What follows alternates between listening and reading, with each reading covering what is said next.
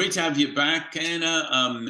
I always say the same thing. This is like one of my favorite questions ever, and it started way back when I was about 5 or 6, and my grandfather. I don't know if I ever shared this story because I shared a lot. My grandfather would take me on walks, and long story short, I once asked him, "Zeta, how do you know all these people that you talk to?" And he said, "I didn't. I just smiled at one, and they smiled back." And then they Mm. started talking to me. And he had an accent. He was from Kiev, so he had an accent when he said that, and looked at me like, what do you mean? Well, of course I know all these people.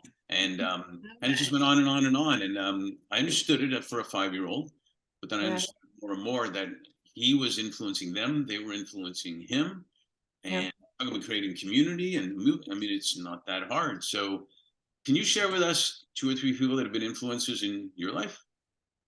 This is probably the hardest question because this, I Sure. am, yeah, there's so many. I am so fortunate to just be surrounded by such incredible people who are doing good in the world. And it's really challenging. I will say that my 8-year-old is unlike any human I've ever met in this lifetime. She is equal parts just badass, inspirational, and the most challenging person I know. But she has this, she has a voice and she's 8 and she is using it. And sometimes it is in direct opposition from what I want her to be saying, but she cares so much. I mean, to give an example, for the holidays last December, I got her list and I said, "What do you want?" And she wanted a Black Lives Matter sign and a Love is Love sign for the front yard. She wanted people to know what our household stood for. And that is just how she walks through the world. She hears about an injustice and wants to know everything about it, where it came from, how did it start, who are the people involved, and she will ask for days and days and days as she's trying to figure out what can be done. And it is just, I've never seen a mind in an 8-year-old like this before. And it is very inspiring. It keeps me going for sure, as somebody who does some of this work. But people say, "Oh, well, she's your daughter," but that's not what it is. She came in this way. And I think I am able to support it and nurture it because of my career path. But this is like, she is meant to drive change. And I hope it's positive, but she's meant to drive change. Now, does she drive her siblings crazy? Oh, yes, 1,000%. All of us. Yeah, but the root of it is really beautiful, even on the days when it's really hard.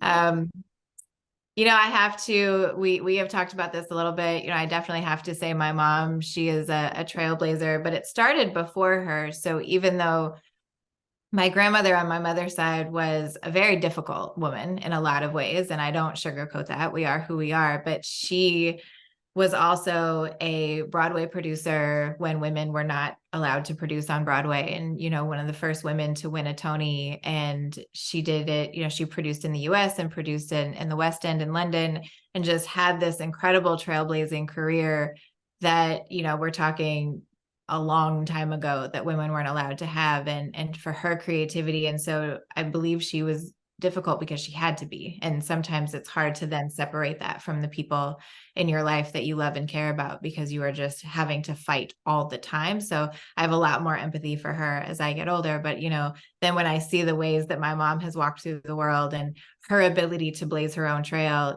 came from my grandmother, no matter how complicated their relationship was. And then on the other side, I'm also very fortunate. My father's mother was also very much a trailblazer, and she had the first integrated um, traveling theater company in the South. And right, like, just the coolest things. And I have a framed photo of her and Martin Luther King Jr. going through a script because he was giving the opening prayer at one of her shows, and her life was threatened, and she was protested and all of these things, but she had this innate sense of justice as well. And so I definitely come by it honestly, and I'm standing on the shoulders of some incredible women who lived really complicated lives. And I think that's, my grandmother, that grandmother was also an alcoholic. And so I think it's important to see people as whole people. And I certainly am not a perfect person, even though I try to do good in the world. I have my own challenges. And so I think that is what I take, that influence of, like, you can be complicated and messy and difficult and all of those things and still do really, really incredible things. And we need to see people for all of that. I want to be seen for all of it. And And that's where I take that influence. And that is how I look at my daughter, right? She's really hard and challenging, and she has to have the last word about absolutely everything, which is good because in her mind, she knows absolutely everything. So it all like works out, but she also has this incredible sense of justice, and how those will come together is something I'm excited to see. Well, if it's not complicated, brilliance is simple. I go back to that. Yep. But that also means there's a lot of complications along the way to find that brilliant solution. And Right. I remember one guy saying, I don't know if it was in a movie or whatnot, he was single, single, single, dating, dating, dating, and marriage is too complicated. And then one day he said, you know what? I want complicated. Mm. And I thought it was a great line, actually, because just vanilla is not how you get things done, or not. So thank you so much for sharing those influencers. They sound amazing. So you're keeping the legacy alive. Way to go. I'm trying. Thank you.